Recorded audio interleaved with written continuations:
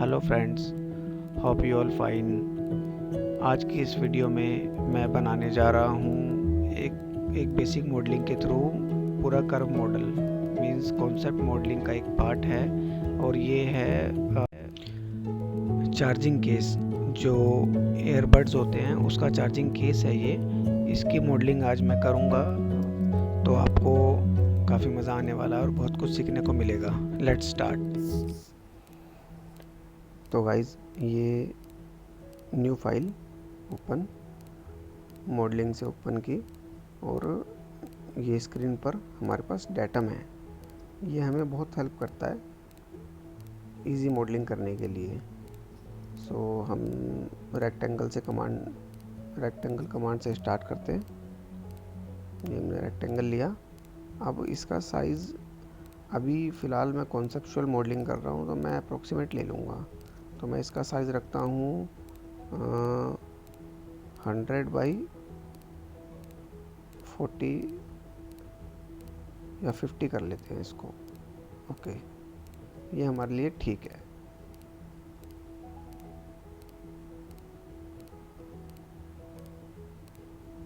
ठीक है, अब हम इसको ऑफसेट करेंगे। ऑफसेट वैल्यू अभी 10 mm, ये 5 mm ठीक है। एक्चुअली मुझे यहाँ पर कर्व बनाना है, तो आप देखते जाइए कि इसको मैं कर्व मॉडल में कैसे कन्वर्ट करता हूँ और कर्व सरफेसेस कैसे बनाऊँगा इसकी मैं। तो उसके लिए ऑफसेट लिया, 3 point curve and 1 point, 2 point and middle point. ऐसा ही हॉरिजॉन्टल लाइन पर भी, वर्टिकल लाइन पर भी 1 पॉइंट, 2 पॉइंट, 3 पॉइंट यहाँ पर। फिर उसके बाद मिरर कमांड एंड ये लाइन मिरर कर दूंगा मैं प्लेन से, और साइड वाली भी मिरर। तो अब मैंने ये 4 कर्व बना लिए हैं। बाकी की लाइंस मैं डिलीट कर देता हूँ, ये रेफरेंस के लिए थी। तो अब हमारे पास बेस क्रिएट है। इसके बाद हमें क्या करना है, अब देखिए, ये हमने दूसरे प्लेन पर स्केच लिया।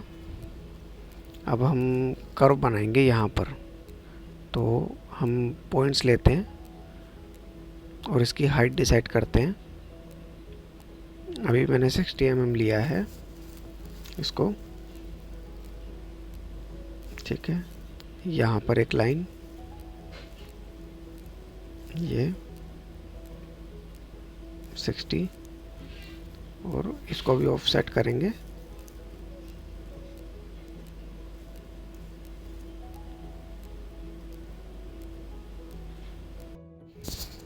कनेक्टेड होने की वजह से ये एक साथ सिलेक्ट कर रहा है, बट अभी सिंगल लेंगे। और यहाँ पर इसकी 40 mm मैंने हाइट रख ली है। ये पार्टीशन रहेगा। पार्टीशन की ज़रूरत क्यों पड़ती है अभी आप देखेंगे तो आपको समझ में आएगा आगे।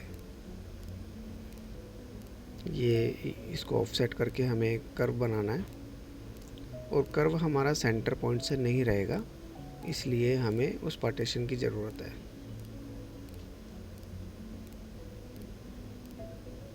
ऑफसेट थोड़ा और बढ़ाना पड़ेगा। ये हमने 2 mm कम लिया था।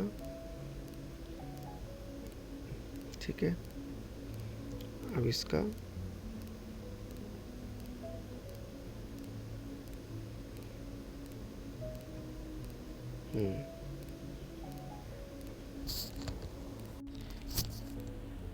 ये यहाँ से ये हमारा दूसरा कर्व आ गया नीचे तक।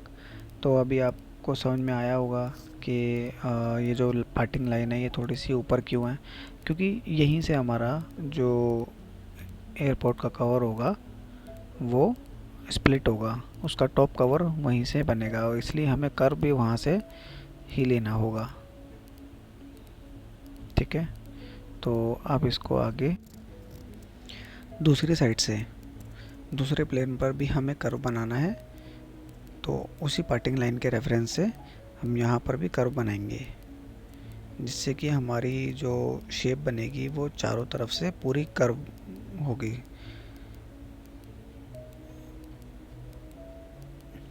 यहाँ से रेफरेंस लिया, देन कट किया, ट्रिम किया, और यहाँ से ऑफसेट करना है इसको।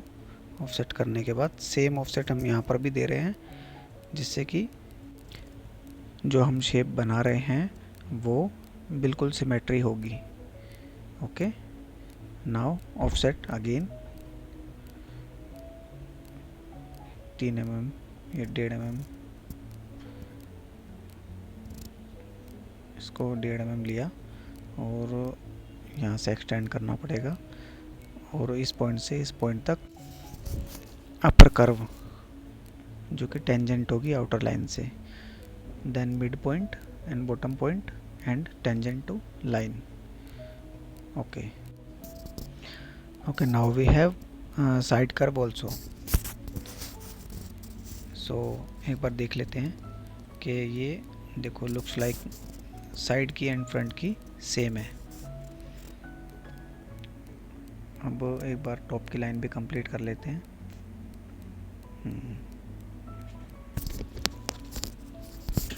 इसको भी मैंने जैसा बोला था, ये पूरा मॉडल कर्व बनाना है, इसको मैं ऊपर भी कर्व ले रहा हूँ ताकि ये ऊपर से भी मुझे कर्व सरफेस मिल जाए एक्चुअली।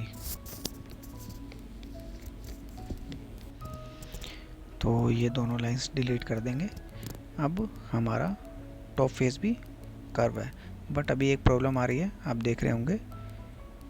देखो साइड से दोबारा से प्लेन लिया और उस कर्व को, इसको ही एडिट करना होगा हमें। इस कर्व को टॉप से हम मिलाएंगे, राइट।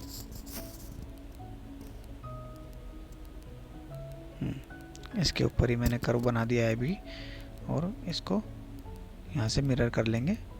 एक्चुअली मुझे यहाँ से भी कर्व लेना है, तो मेरा दोनों साइड के लिए, बोथ साइड के लिए मेरे पास कर्व आ जाएंगी। अब दिखाता हूँ, देखिए अब मेरे पास टॉप की भी कर्व है, दोनों साइड की, एक्स और वाई दोनों।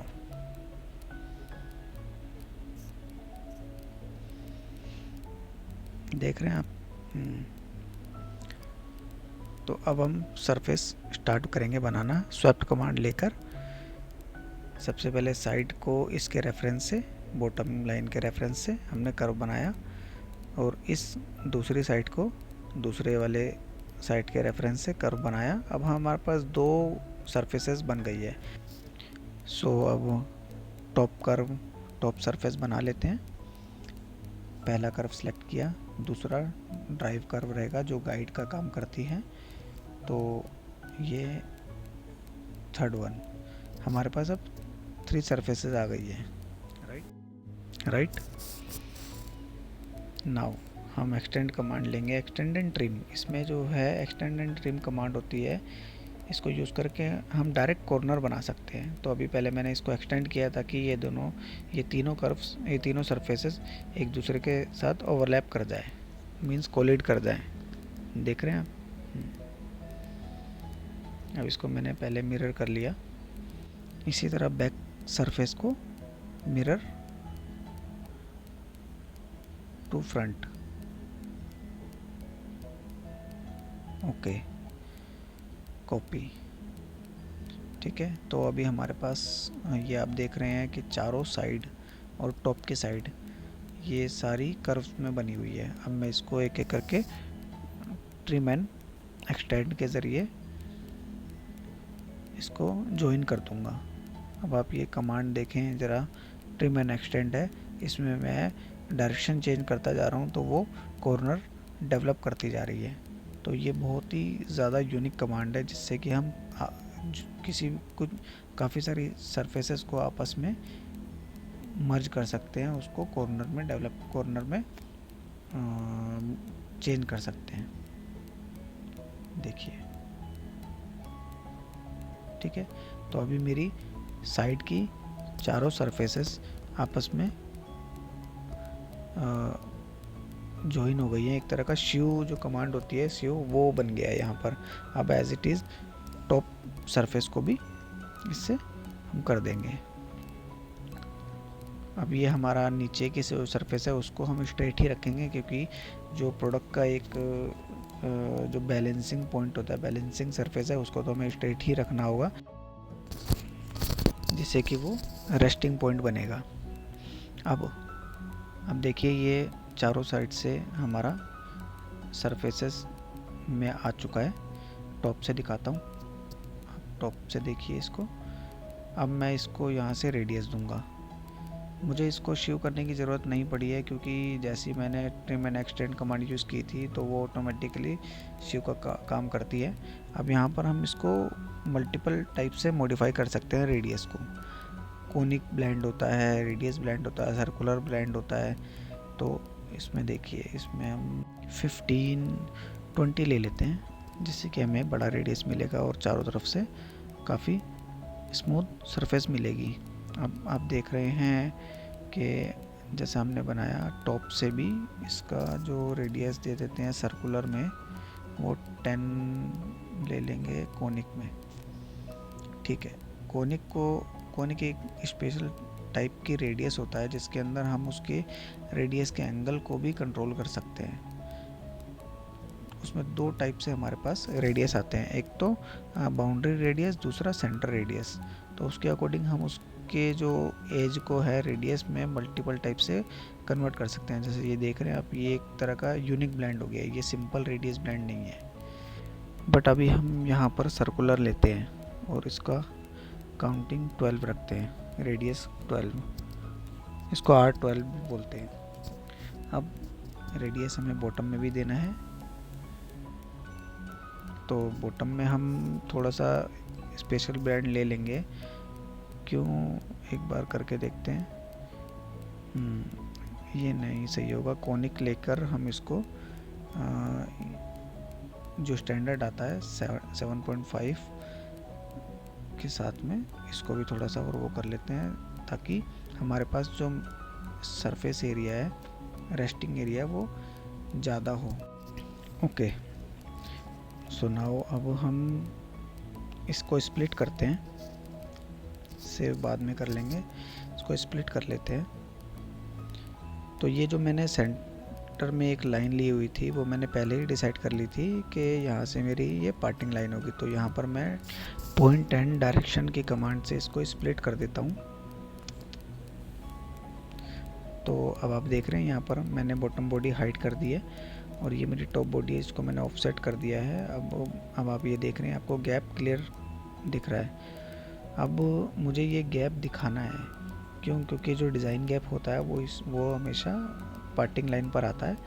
तो अब एक्सट्रूड कमांड लिया, फेस एक्सट्रूड किया मैंने इसको, और यहाँ पर मैंने इसको 1 mm की थिकनेस देके छोड़ दिया। अब 0.5 इनर साइड में -0.5 मैं इसको ऑफसेट कर दूंगा, जिससे कि ये डिज़ाइन गैप विजिबल हो जाएगा। एक्चुअल पार्ट मॉडलिंग में भी ये हमें देना पड़ता है। तो हम यहाँ पर स्केच लेते हैं। अब हम इसके कुछ और फीचर्स बनाएंगे, आप देखते जाइए। यहाँ से हमें अभी एक इसकी जो डिस्प्ले एलईडी है वो बनानी है, तो मैं उसके लिए रेक्टेंगल लूँगा और उसका साइज़ मैं अभी तो ये अप्रोक्सीमेट बना रहा हूँ। तो मैं यहाँ पर 40x20 ले लेता हूँ, बट ये फुल हो गया 20 mm, तो 15 ठीक है आई थिंक। बट अभी ये मेरा थोड़ा सा ऊपर पोजीशन पे दिख रहा है, तो मैं इसको थोड़ा सा डाउन ले लेता हूँ। हम देखिए ये थोड़ा सा ऑटो डायमेंशनिंग का फ़ायदा उठाते हैं, हमें इसका बहुत बेनिफिट होता है, तो हम इसको यहीं से मॉडिफाई कर लेते हैं। मैंने 30 से 25 कर दिया इसको, जिससे कि ये देखिए 28 ठीक है। इसको भी हम चेंज कर लेते हैं, ये भी थोड़ा सा और वाइडर होना चाहिए। इसको हम रख लेते हैं 16 mm। ओके, ये ठीक है। नाउ रेडियस कमांड, और मैंने इसको रेडियस कमांड से देखिए इस टेंजेंट पे हमें बनाना है, ठीक है, यहाँ से यहाँ पर। तो अब हमारे पास ये कैप्सूल डिज़ाइन का डिस्प्ले बन गया। अभी मैं इसको यहाँ से स्प्लिट डायरेक्ट एक्सट्रूड करके इसमें सबट्रैक्ट कर दूंगा। ये देखिए कनेक्टेड टेंजेंट कर्व लिया, इसको फ्रंट साइड में एक्सट्रूड कर दिया। ठीक है, रिप्लेस फेस, ये रिप्लेस फेस कमांड मैंने यूज़ की है और इसको सबट्रैक्ट कर दिया। नाउ हमारे पास ये डिस्प्ले का पॉकेट बन गया है। अभी तो मैं इसका कलर चेंज कर देता हूँ। राइट, अब ये हमारे पास डिस्प्ले पोजीशन भी आ गई है। एक्चुअली ये कॉन्सेप्चुअल है, तो अभी इनर साइड पे हम काम नहीं कर रहे हैं, वो लेटर ऑन देखेंगे। हम इसकी इंजीनियरिंग पे भी वीडियो बनाएंगे। अब अगेन सेंटर लाइन पर हमने एक लाइन ड्रॉ की एंड ऑफसेट किया बोथ साइड में। अभी इसको डायमेंशन दी 17 mm, इसको चेंज भी कर सकते हैं। और ये सिमेट्रिक ऑफसेट 20 mm ले लेते हैं। ये इक्वल टू LED है अभी तो, बट ये थोड़ा ज़्यादा लग रहा है तो मैंने 17.5 पे इसे फाइनल कर दिया। देन अब हम इसको स्प्लिट करते हैं। ठीक है, ये देखिए ये स्प्लिट, और हम एक्सट्रूड से स्प्लिट कर देंगे। हमारे पास दो लाइंस हमने जो ड्रॉ की हैं उन दोनों को सिलेक्ट करेंगे। देखिए एक्सट्रूड 1 and 2, तो डायरेक्शन भी इसमें देनी पड़ती है। एक्चुअली मैंने डायरेक्शन शो नहीं किया, वो ऑटोमेटिकली उसने जज कर लिया। तो यहाँ पर हमारी 3 पार्ट में ये बॉडी हो गई है। अब यहाँ पर इसको ड्राफ्ट एंगल लिया, ड्राफ्ट एंगल से मैंने इसमें इसकी डायरेक्शन अलग कर दी। तो अब आप ये देखिए कि यहाँ पर एक गैप क्रिएट हो गया, और दोनों साइड को भी टेपर दे दिया इसको थोड़ा सा। हाँ ये ठीक है। यहाँ पर रेडियस डालते ही यहाँ पर एक डिज़ाइन एलिमेंट डल गया। ठीक है, इसको हम कम कर लेते हैं। देखिए अब मैं बॉडी जोन करता हूँ। ये देखिए यहाँ पर ये ऐसा दिखेगा। यूनाइट कमांड, इससे इसको यूनाइट कर दिया।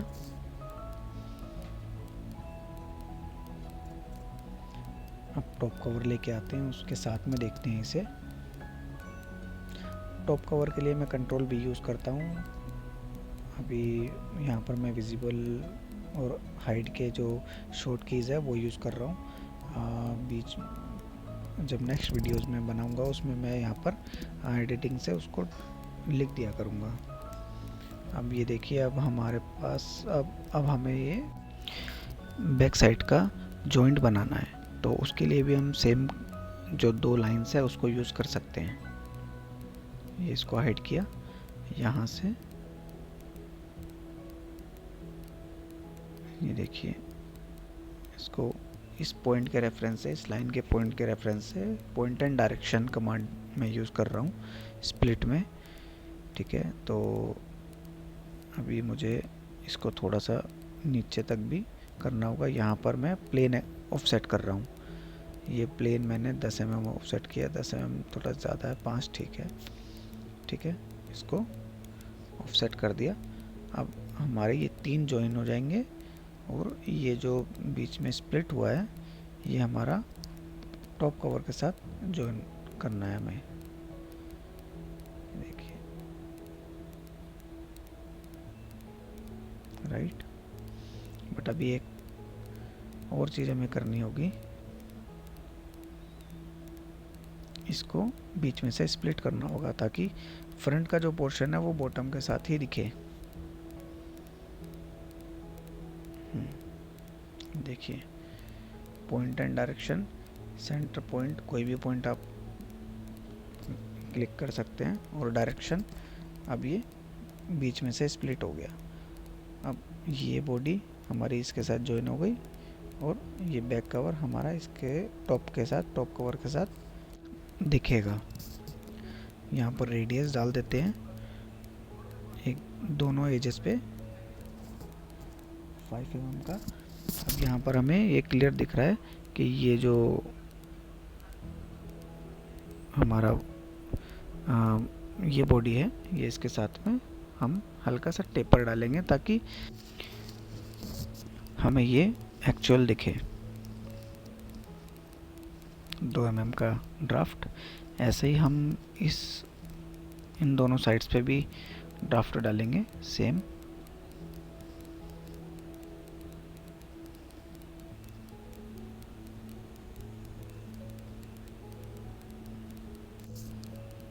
दोनों बॉडीज ऑन कर ली।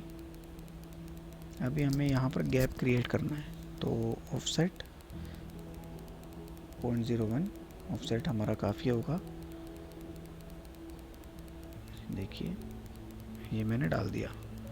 अब इसको इससे यूनाइट कर दिया। अब आप देख सकते हैं कि हमारा ये बैक जॉइंट कितना रियल दिख रहा है।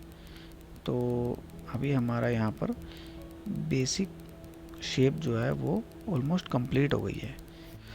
तो आपने देखा कि कॉन्सेप्ट मॉडलिंग जो होती है किसी भी प्रोडक्ट को बनाने के लिए, और अगर हमारा वो कर्व में है तो किस तरह हम लाइंस एंड स्केचेस के थ्रू हम कर्वी मॉडल बना सकते हैं। इसको कलर मैंने दे दिया है।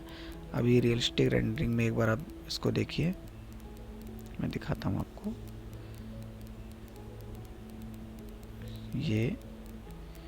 ये अभी हमारा ऐसा ही एडोब का जो कवर होता है, केस होता है जिसमें वो चार्जिंग केस होता है, उसका डिज़ाइन है ये देखिए। तो फ्रेंड्स, ये वीडियो आपको कैसी लगी कमेंट बॉक्स में ज़रूर बताएं, और मोर वीडियोस के लिए लाइक एंड सब्सक्राइब ज़रूर करें। Thanks for watching.